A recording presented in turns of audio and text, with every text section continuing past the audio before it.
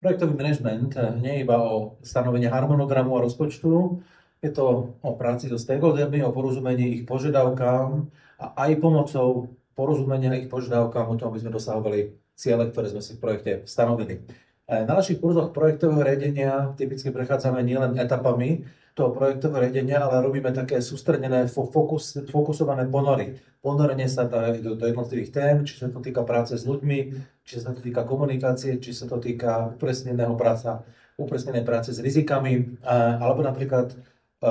využívania nových nástrojov, dneska pochopiteľne nástrojov spojených s umelou inteligenciou. Tak ak máte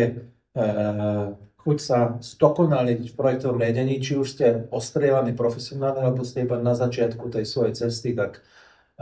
si môžete toto zdokonalenie robiť v prostredí výmeny skúseností s inými kolegami a kolegyňami na otvorených kurzoch projektového riadenia, ktoré Bčko poskytuje.